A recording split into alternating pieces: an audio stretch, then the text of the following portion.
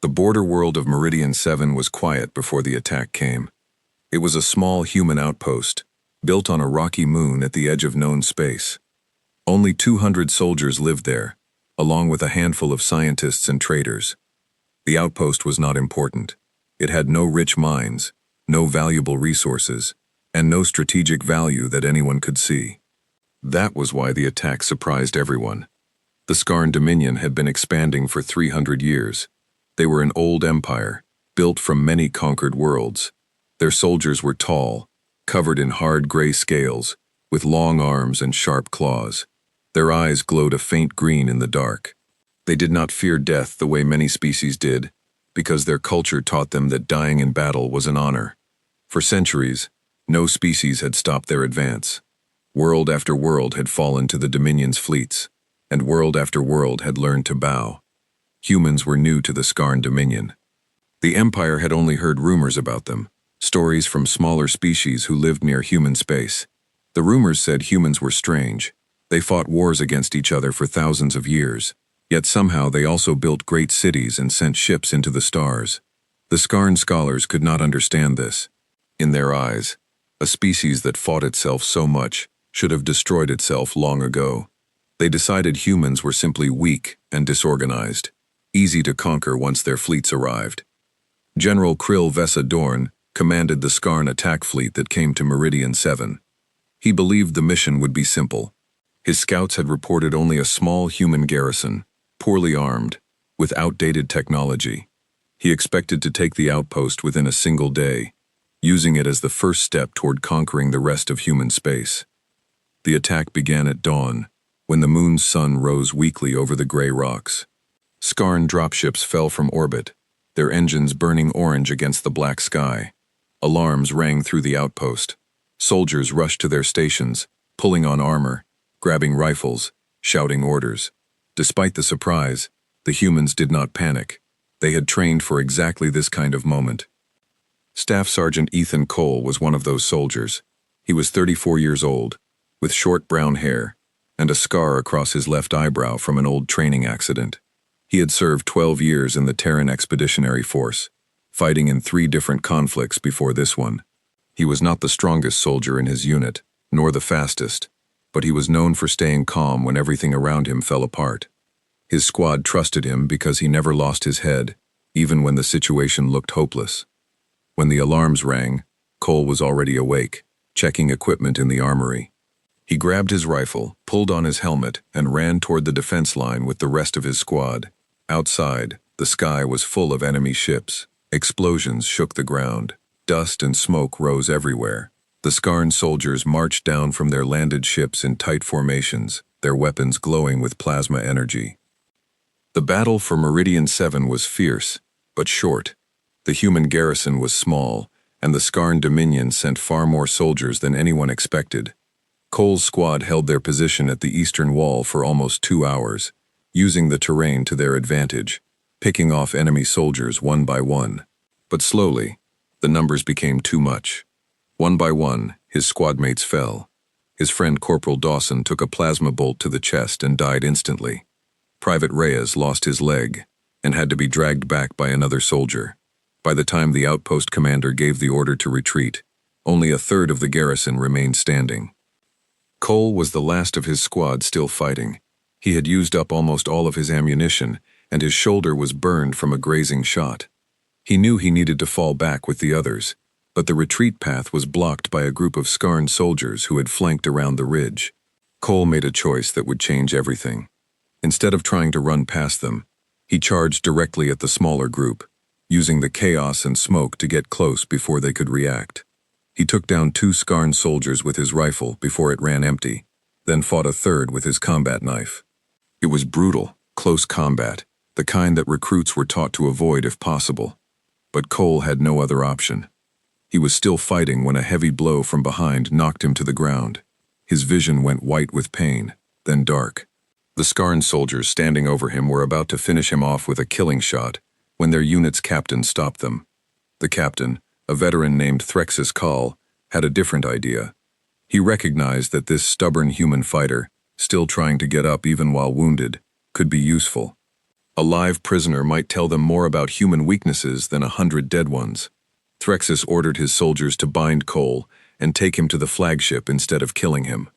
Cole woke up hours later in a small, cold cell aboard the Scarn command ship. His hands were bound behind his back with some kind of metal restraint. His shoulder throbbed with pain, and his head still felt foggy. The cell had no windows, only a dim green light coming from strips along the ceiling. The air smelled strange, sharp and metallic, nothing like the air on Meridian 7. He tried to remember what had happened. The battle, his squad, Dawson dying in front of him, Reyes screaming as his leg was blown away. He remembered charging the Scarn soldiers, and then nothing. Now here he was, alone, a prisoner of an empire he barely understood. Cole took a slow breath and forced himself to think clearly. Panic would not help him now. His training had taught him that a captured soldier's first job was survival, and the second job was gathering information. He looked around the cell carefully, memorizing every detail he could see: the shape of the door, the placement of the light strips, any signs of cameras or sensors. If he ever got a chance to escape, every detail might matter. Outside his cell, word of his capture was already spreading through the Scarn command structure. General Krill was told that a human soldier had been captured alive, and that this soldier had killed several Scarn troops in close combat before being subdued. At first, the general was pleased. A prisoner meant intelligence, and intelligence meant an easier path to conquering the rest of human space. He ordered his best interrogation officer, a cold and methodical Scarn named Vithara Ilun, to begin questioning the prisoner as soon as possible. But not everyone in the Scarn command was as confident as General Krill. Captain Threxus Kahl, the officer who had ordered Cole's capture, felt something was not right. He had seen many battles in his long career, against many different species.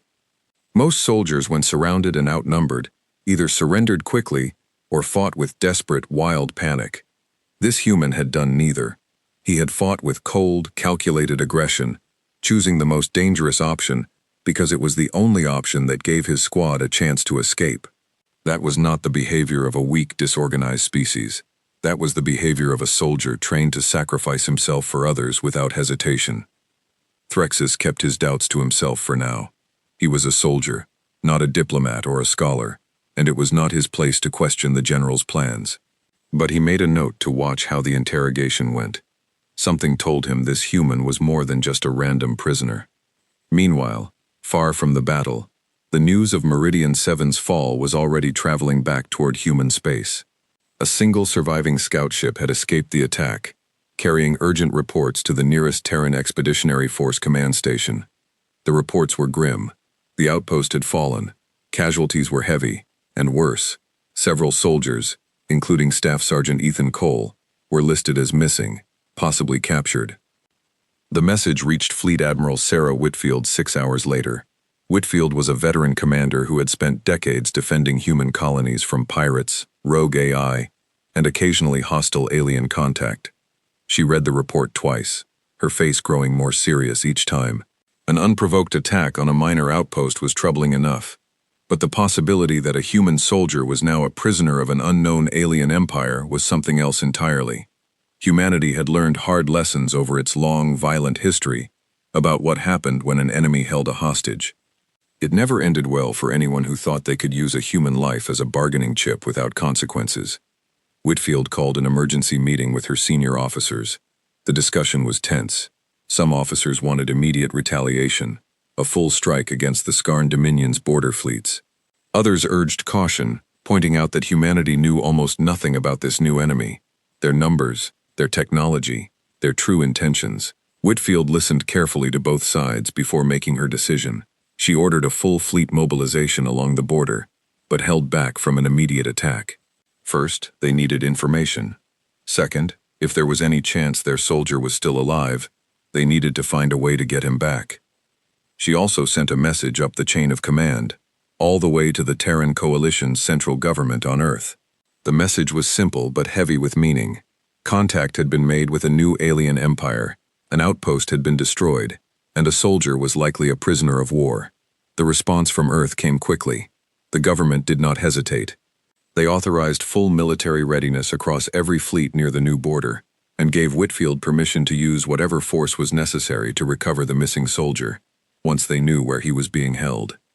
Back aboard the Scarn flagship, Cole was taken from his cell for the first time. Two guards, tall and silent, pulled him roughly to his feet and marched him down a long corridor, lit by the same dim green light. He did not resist. He knew that fighting now, weak and unarmed, would accomplish nothing except getting himself killed sooner. Better to wait, watch, and learn. They brought him into a room that looked like some kind of interrogation chamber. In the center stood a single metal chair, bolted to the floor, with restraints built into the armrests. Vithara Ilun was already waiting there, standing perfectly still, her long gray fingers folded in front of her. Her eyes, glowing faintly green like all Scarn eyes, studied Cole carefully as the guards forced him into the chair and locked the restraints around his wrists. "You are a soldier of the species called human," Vithara said. Her voice was flat, translated through a device attached to her throat, the words coming out in accented but understandable Terran standard. "You will answer my questions." Cole said nothing.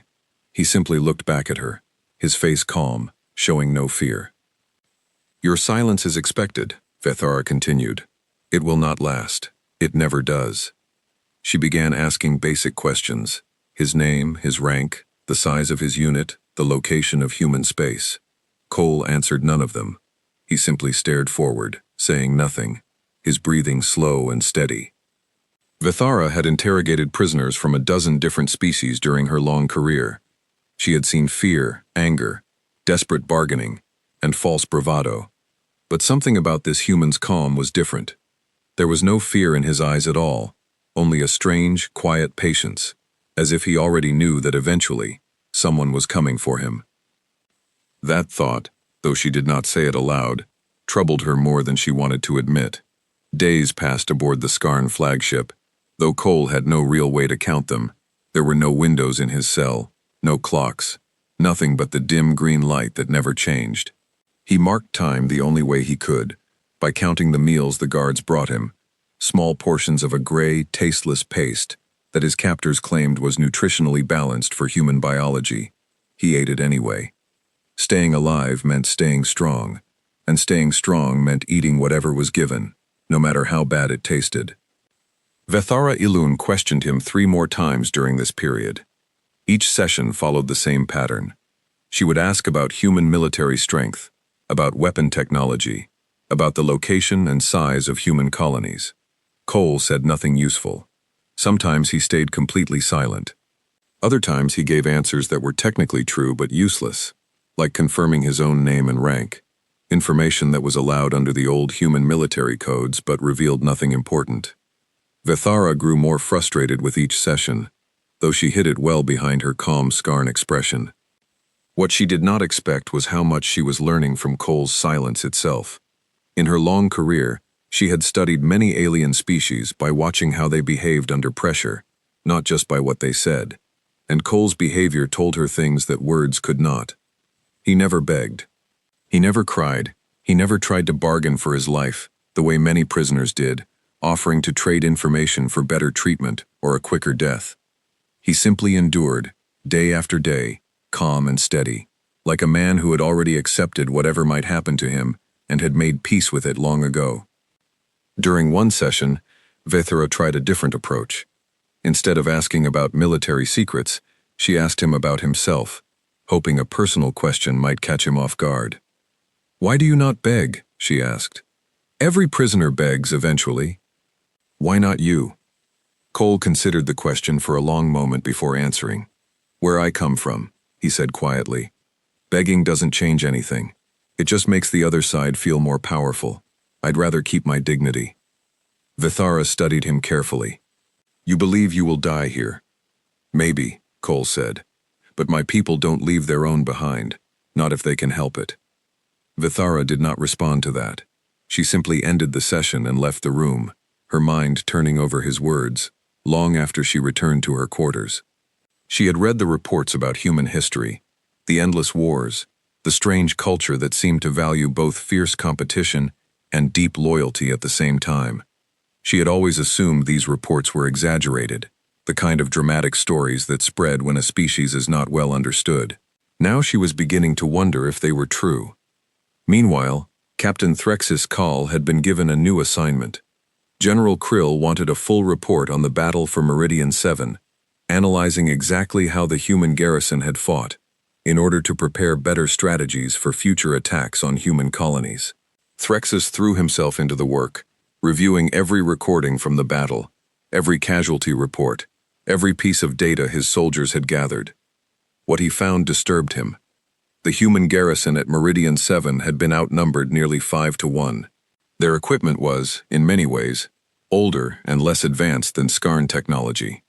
And yet, the battle had lasted far longer than expected, and Scarn casualties had been far higher than General Krill's initial reports suggested. Nearly 60 Scarn soldiers had died taking an outpost that should have fallen in under an hour. The humans had fought with a strange mixture of discipline and desperation, adapting their tactics on the fly, using the terrain and their limited resources in creative ways that Scarn doctrine did not usually account for. Threxus pulled up the recording of Cole's final stand, the moment he charged the flanking Scarn squad instead of retreating. He watched it several times. In Scarn military culture, honor came from standing your ground and dying gloriously in battle, not from sacrificing yourself to protect others' retreat. But that was exactly what this human had done. He had thrown away his own safety, not out of blind rage, but as a calculated choice to save his squad mates. It was a kind of courage that did not fit neatly into anything Threxus had learned about warfare. He brought his findings to General Krill personally. "This human soldier is not unusual," Threxus explained, standing at attention in the general's private quarters. "Our scans of the recovered human equipment and interviews with captured colonists from smaller worlds who have had contact with humans all suggest this behavior is common among their soldiers. They train their people to protect each other, even at great personal cost. This was not one exceptional warrior. This may be closer to their normal standard." General Krill frowned, his sharp claws tapping against the arm of his chair. "You are suggesting their entire military operates this way?" "I am suggesting we underestimated them," Threxus said carefully. "The scouting reports called them weak and disorganized because they fight among themselves so often. But perhaps that constant conflict has made them dangerous, in ways we did not expect. A species that survives thousands of years of war against its own kind may have learned lessons about combat that we have not." Krill considered this for a long moment. He was not a foolish commander. He had built his career on careful planning, not reckless aggression, and he recognized when new information demanded a change in strategy. Still, he was not ready to abandon the invasion. The Dominion's Council of Broods had already been informed of the attack on Meridian 7, and pulling back now would look like weakness, something the Dominion's political structure did not easily forgive. "We will proceed carefully," Krill finally said. "Increase reconnaissance along the human border. I want to know their fleet strength, their weapon capabilities, everything, before we commit to a larger assault, and keep working on the prisoner. If his kind truly value protecting one another as strongly as you suggest, then holding him may prove more valuable than I first thought." Threxus saluted and left, though he still felt uneasy. Something about this situation did not sit right with him. In his experience, an enemy that valued its soldiers so highly, enough to risk everything to save them, was also an enemy that would come looking for a missing soldier with everything they had. He was right to worry. 3 days later, Scarn long-range sensors picked up unusual activity along the border of human space. At first, the reports were vague, distant energy readings that could have simply been sensor errors. But as more data came in, the picture became clear. Human ships were gathering, in numbers far greater than the small patrol fleets the Dominion had expected to find, defending such a young, relatively small empire. Warships of many different classes were converging from several different human colonies, forming into large, organized fleets along the border near Meridian 7. General Krill received this report with growing concern. His scouts estimated at least 200 human warships had gathered so far, with more still arriving. This was not the disorganized, weak military force his intelligence reports had promised him. This was a coordinated, rapid mobilization, the kind of response that suggested humans took the loss of even a single soldier extremely seriously. He requested an emergency communication with the Council of Broods. the ruling body of the Scarn Dominion, to update them on the situation. The council members, ancient and cautious rulers who had guided the Dominion's expansion for centuries, listened to his report with growing unease. "You captured only one soldier," said Overlord Threxus Vor, the eldest member of the council, his voice slow and deliberate. "And their entire border fleet responds within days?" "Yes, Honored Overlord," Krill answered through the communication link. "Our scouts confirm the fleet numbers are still growing." "This is troubling," Vor said. "We know almost nothing about this species' true military capability, only what our scouts could observe from a distance. If they are willing to commit such force over a single captured soldier, what would they commit if we threatened their homeworld directly?" Another council member, a younger and more aggressive overlord named Kessik Thal, disagreed. "This could simply be posturing," Kessik argued. "A show of force meant to frighten us into releasing the prisoner without a fight. We should not retreat from a bluff." The council debated for hours, the argument going back and forth without clear resolution. Some wanted to immediately return the human soldier and open diplomatic talks, hoping to avoid a costly war with an enemy of unknown strength. Others insisted that showing any weakness now would only invite future aggression from humans and other species watching the Dominion's response. In the end, the council reached no final decision, only agreeing that General Krill should continue gathering intelligence while keeping the human prisoners secure, and that the fleet should prepare defensive positions in case the human forces attempted a rescue operation. Back on the flagship, Cole remained unaware of the growing crisis his capture had caused. He continued to endure his interrogations, giving nothing away, simply waiting and watching. But he noticed changes in the ship around him. The guards seemed more alert than before.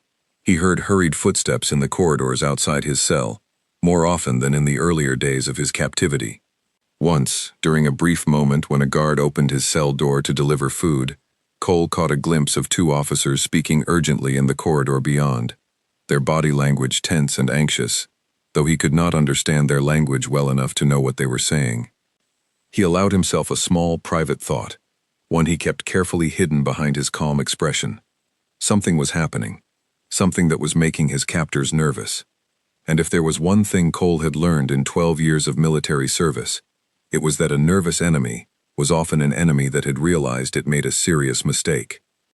He decided to wait. Whatever was coming, he intended to be ready for it, even locked in a cell with no weapon and no way to fight back.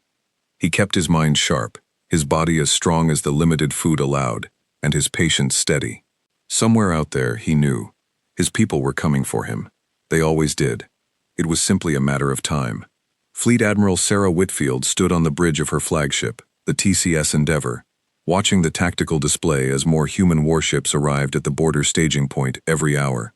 The screen showed a growing cluster of ships, organized into defensive formations near the edge of known space, close to where Meridian 7 had once stood before its destruction. 230 ships now, with more arriving from colonies across human territory. It was the largest fleet mobilization since the founding of the Terran Coalition itself. Whitfield had not ordered this scale of response lightly. She understood the risks. An unprovoked strike against an unknown, possibly far more powerful empire could start a war humanity was not ready for. But she also understood something else, something built deep into the culture of the Terran military over centuries of hard lessons.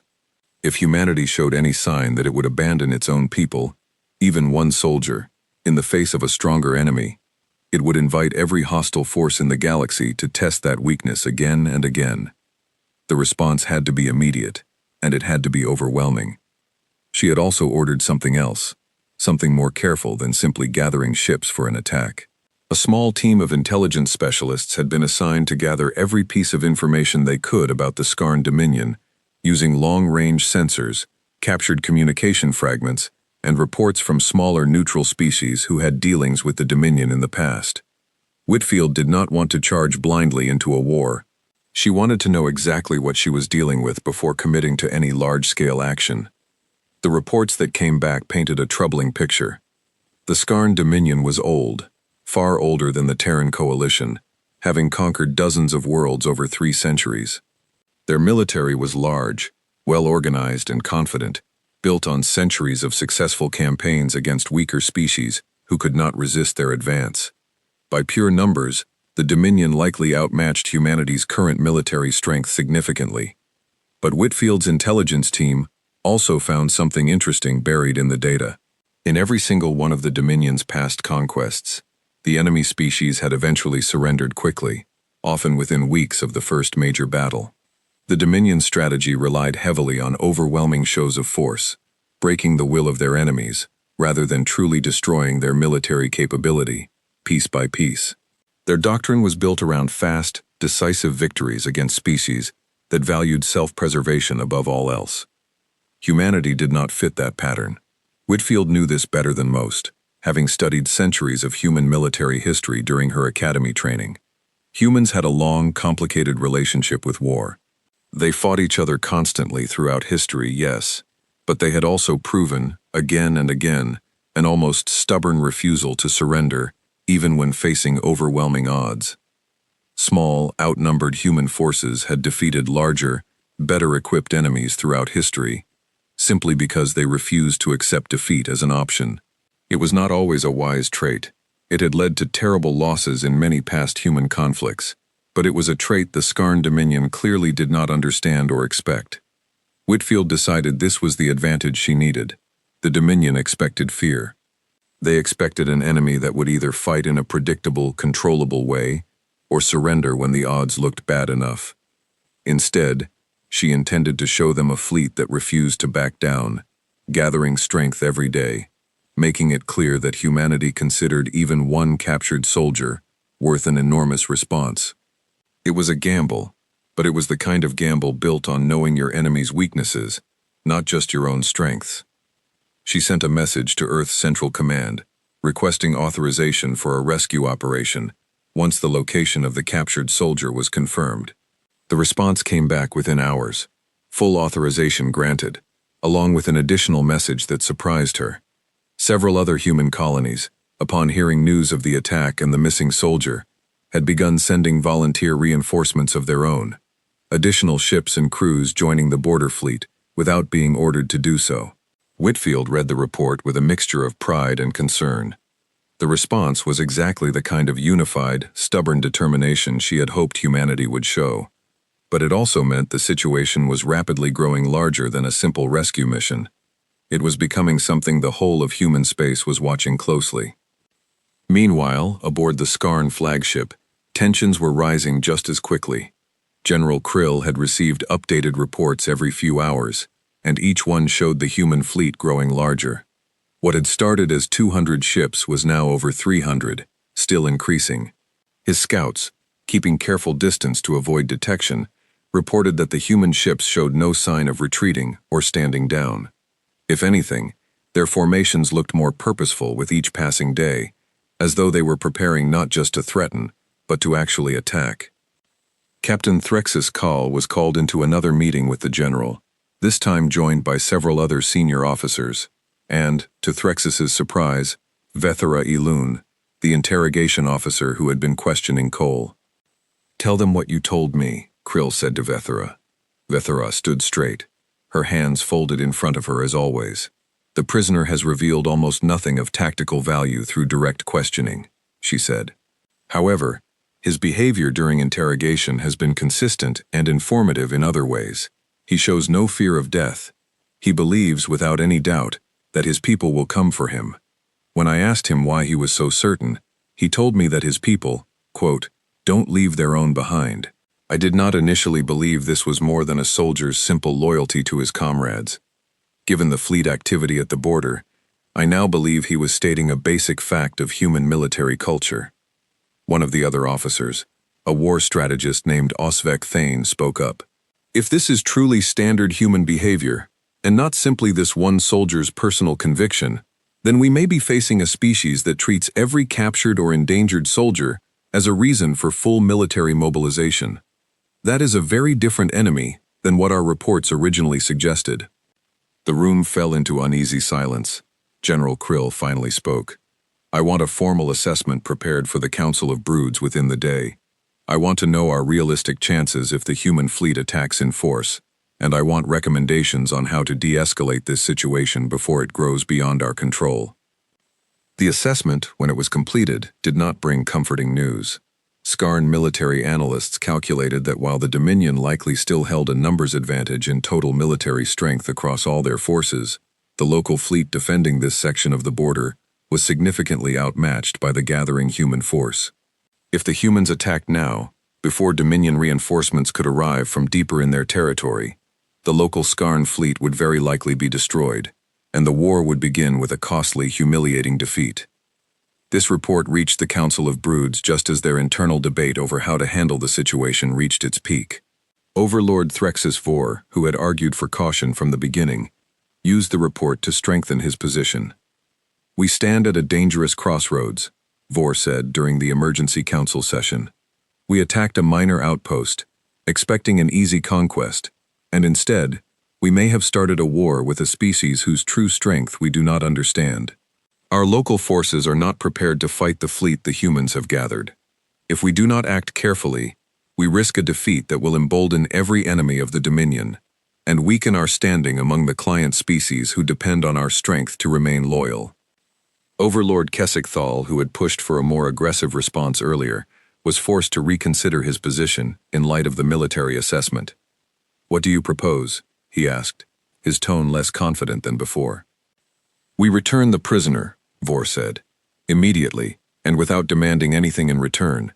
We open a diplomatic channel with the human government, explaining the attack as a misunderstanding, a border patrol that acted without full authorization.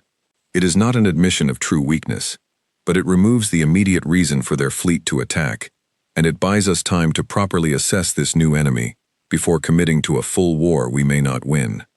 The council debated the proposal for hours more, some members reluctant to appear weak by returning a prisoner without any concession from the humans in exchange. But as more reports came in showing the human fleet continuing to grow, and as the military assessment continued to paint a grim picture of the local Dominion forces' chances in a direct confrontation, the council slowly came around to Vor's position.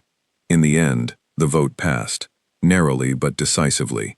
The prisoner would be returned, and a diplomatic message would be sent to the human government, attempting to defuse the crisis before it exploded into full war. General Krill received the council's decision with a complicated mixture of relief and frustration. Relief, because it meant he would not have to lead his fleet into a battle he privately believed they might lose. Frustration, because it meant admitting, at least to himself, that the Dominion's assumptions about this new species had been dangerously wrong from the very beginning. He summoned Captain Threxus Call to his quarters personally to deliver the orders. "Prepare the prisoner for transfer," Krill said. "We will return him to human space, along with a formal diplomatic message. See that he is treated properly before the handoff. I do not want any further reason for this situation to escalate." Threxus saluted, but before leaving, he allowed himself one question. "General, if I may ask, do you believe this will truly end the matter?" Krill was quiet for a long moment before answering. "No," he admitted finally. "I do not believe this is truly the end. I believe we have learned, in the worst possible way, that we underestimated this species badly. Returning one soldier will not erase the fact that we attacked them without full understanding of what we were facing, but it may buy us time. And right now, time is the only thing standing between us and a war we are not ready to fight." Threxus left the meeting with a heavy feeling in his chest. He had fought in many campaigns during his career, against many species who eventually bowed before the Dominion's strength. But something about this human, and the response his capture had caused, told Threxus that this was not going to be like any of those campaigns. Whatever came next, he suspected the galaxy was about to learn a great deal more about humanity, whether the Dominion wanted to teach that lesson or not. Cole did not know about the Council's decision when Vithara Elune entered his cell for what would be the final time. He noticed immediately that something was different. She did not bring the usual restraints for another interrogation session. Instead, she stood in the doorway for a long moment, studying him with an expression he could not quite read. "You are being released," she said finally. "Orders from the Council of Broods. You will be transferred back to your people within the day." Cole kept his face steady, though inside, relief washed through him like a wave.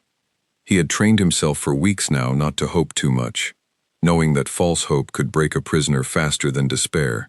But he allowed himself, just for a moment, to feel something close to victory. Why? He asked simply. Vithara considered the question. Your fleet has gathered at our border, in numbers we did not expect for the loss of a single soldier, she said. The Council believes returning you will prevent further conflict, for now. Cole almost smiled. Of course they came. He had never doubted it, not once during his captivity, though he had kept that certainty carefully hidden from his captors. Smart move, he said quietly. You have no idea how smart. Vithara did not respond to that. She simply turned and left, and a few hours later, guards arrived to escort Cole from his cell. This time, they did not bind his hands as tightly, and their movements seemed less hostile, more procedural, as though they simply wanted this uncomfortable situation finished as quickly as possible. But the transfer would not go as smoothly as General Krill and the Council had hoped. Not every officer within the Scarn Dominion agreed with the Council's decision to return the prisoner without demanding concessions. Among those who disagreed most strongly was a mid-ranking fleet commander named Draxus Vel, a proud and ambitious officer who had spent his entire career believing in the Dominion's absolute superiority over lesser species.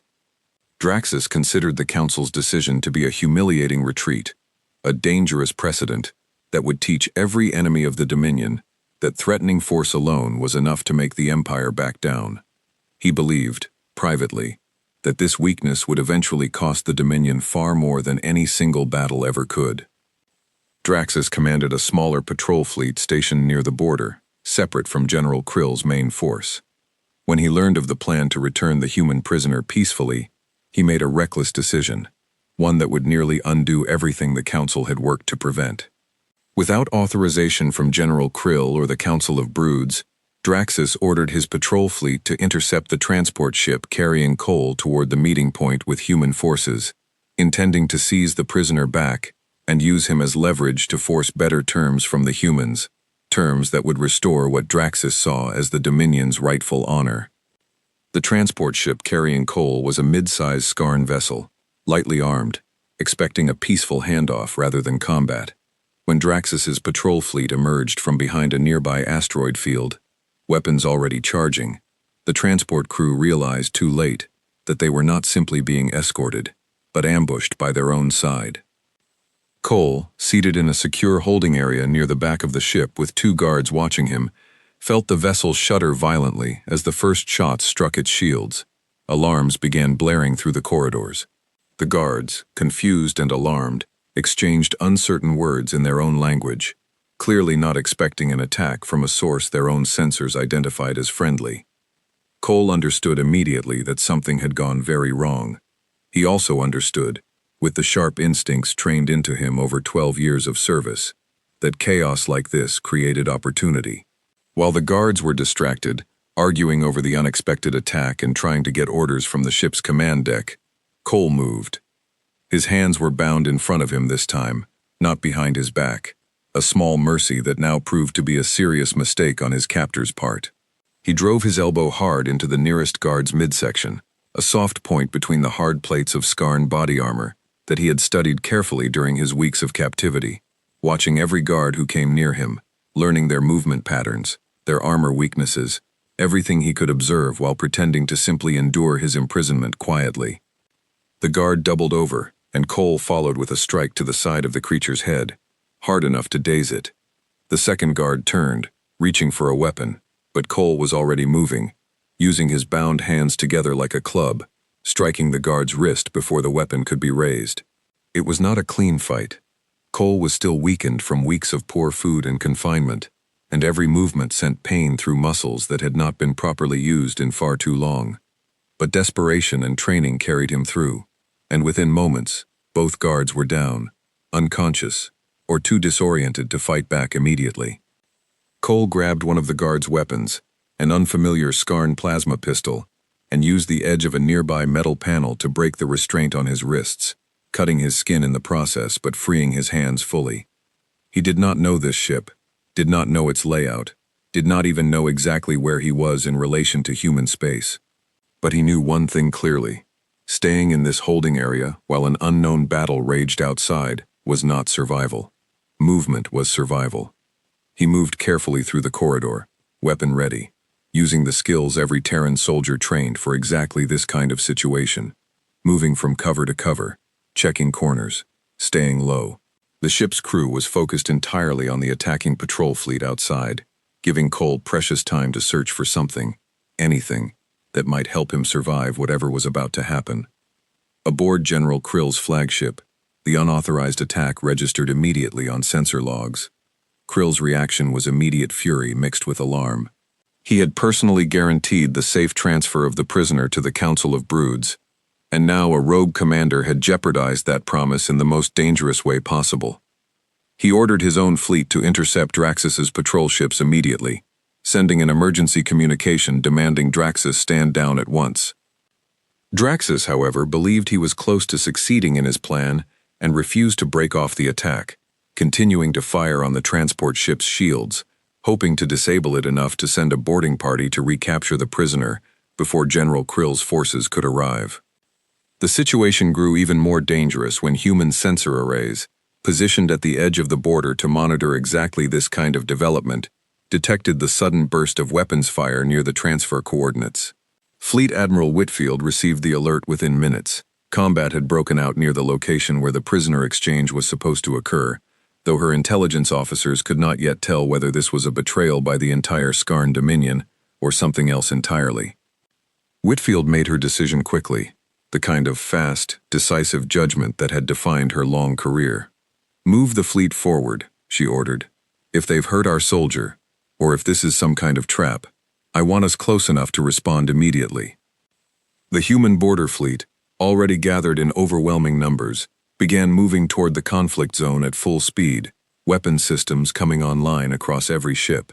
It was exactly the kind of escalation General Krill had been desperately trying to avoid, and exactly the outcome Draxus Vel's reckless attack was now causing. Back aboard the damaged transport ship, Cole had found his way to what appeared to be a small emergency supply room. Inside, he discovered a basic medical kit and, more importantly, a functioning communication panel, though the controls were completely unfamiliar, covered in Scarn symbols he could not read. He tried anyway, pressing buttons and studying the display, hoping to find some way to send a distress signal, or at least understand what was happening around him. The ship shuddered again, harder this time, and Cole heard the distant sound of an explosion somewhere deeper in the vessel. Whatever battle was happening outside, it was getting worse, not better. He kept working at the communication panel, his soldiers' training refusing to let him give up, even against odds that looked increasingly hopeless. Then, through the static and unfamiliar symbols, something changed on the screen. A new signal was being picked up by the ship's sensors, something the panel seemed to recognize as significant, based on how the display suddenly shifted, alarms changing tone. Cole did not know exactly what it meant, but he had a strong feeling, the same instinct that had kept him alive through 12 years of service, that something important was approaching. He was right. On the other side of the battle, cutting through the darkness of space at incredible speed, the lead elements of Fleet Admiral Whitfield's human border fleet were arriving, weapons ready, prepared to do whatever was necessary to bring their soldier home. The human fleet arrived like a storm breaking over open water. Fleet Admiral Whitfield's lead ships dropped out of faster-than-light travel, directly at the edge of the conflict zone, sensors immediately painting a clear picture of the chaos unfolding before them.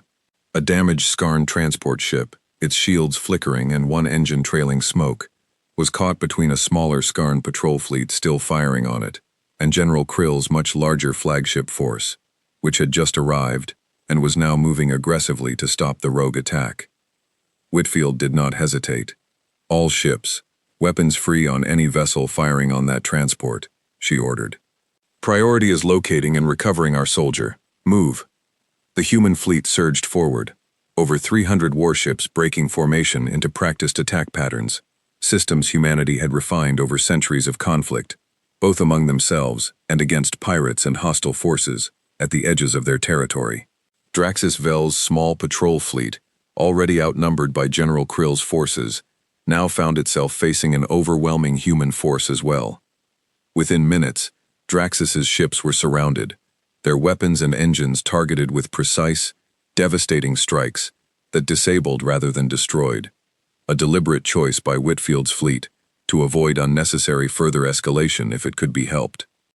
Draxus, realizing his reckless gamble had failed catastrophically, attempted to retreat, but his ships were too damaged and too outnumbered to escape. Within 20 minutes of the human fleet's arrival, his entire patrol force had either surrendered or been disabled beyond the ability to fight further. General Krill, watching this overwhelming display of force and speed from his own flagship, felt a cold certainty settle over him. Every fear the Council had voiced about underestimating this species was being proven correct in real time.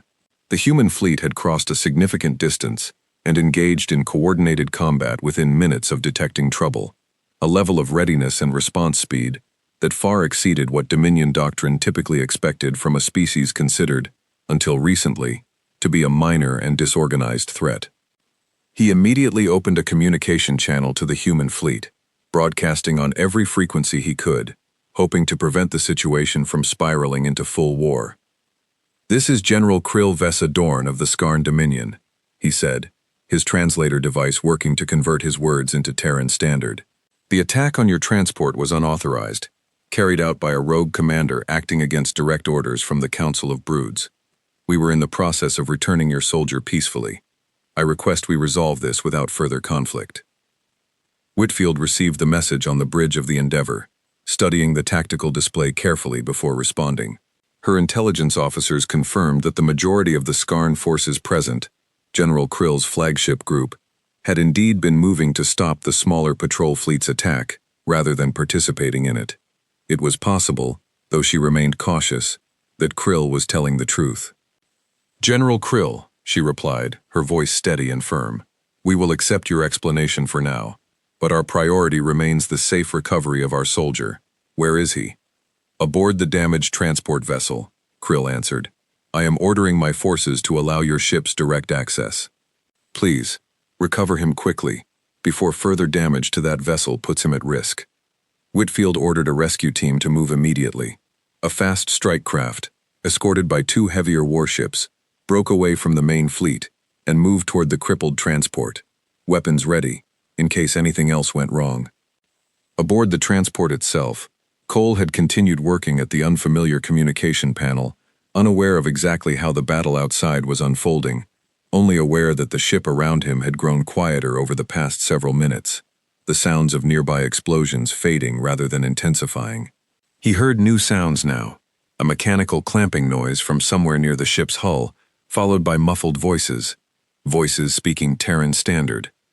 He moved toward the sound cautiously, still holding the plasma pistol he had taken from the guard earlier, ready for anything.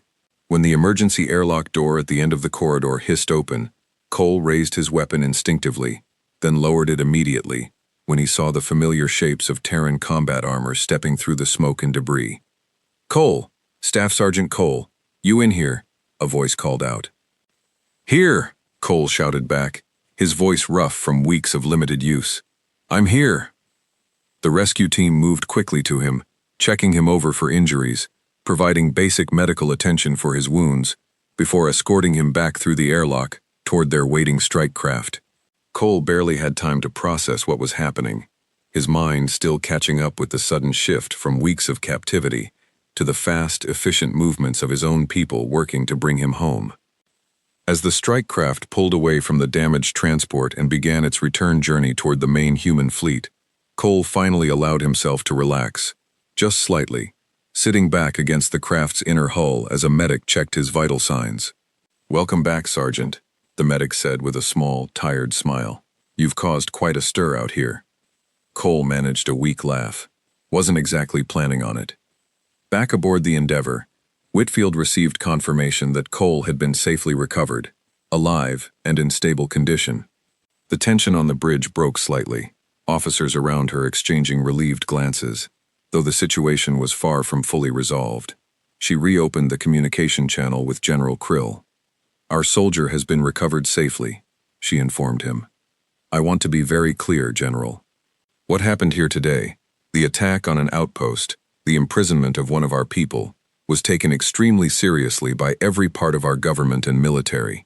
If your empire wishes to avoid further conflict, I strongly suggest opening formal diplomatic talks immediately, and I suggest your council fully explains why this attack happened in the first place." Krill agreed without hesitation. Over the following weeks, formal diplomatic contact was established between the Terran coalition and the Scarn Dominion. The negotiations were tense at first, both sides cautious and uncertain after the violence of their first true encounter.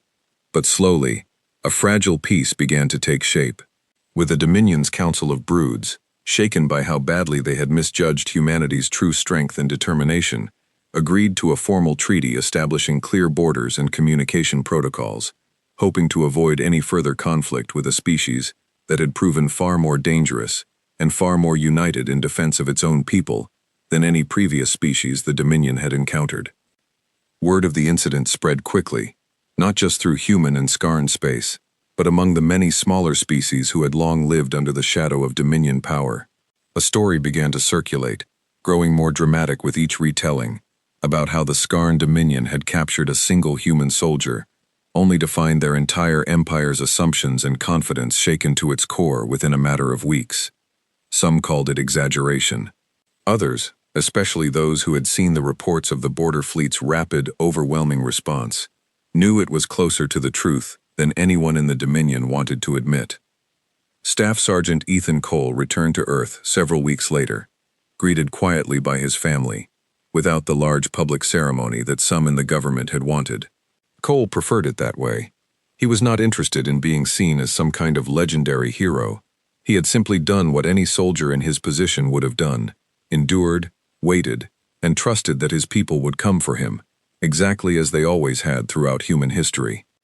He returned to active duty eventually, though he was reassigned to training new recruits rather than frontline combat, a decision made partly out of respect for what he had endured, and partly because his experience proved invaluable in preparing the next generation of soldiers for the possibility of facing new, unknown threats among the stars. Years later, historians studying the early days of human contact with the wider galaxy would point to the Meridian 7 incident as a turning point, the moment when other powers, both the Scarn Dominion and the many species watching from the shadows of Dominion influence, first truly understood what humanity was capable of when even one of its own was placed in danger. It was not the size of humanity's fleet that had frightened the Dominion in the end, though that fleet had certainly been impressive. It was the speed, the certainty, and the sheer stubborn refusal to accept the loss of a single soldier without a fight, a trait born from thousands of years of humanity's difficult, often violent history, now turned into one of its greatest strengths among the stars. The stars twinkled like scattered diamonds against the vast darkness of space. Across 100 worlds, in quiet conversations between soldiers of many different species, a simple lesson began to spread, one that would shape relations between empires for generations to come. Never assume a quiet, uncomplaining prisoner is a defeated one, especially when that prisoner is human.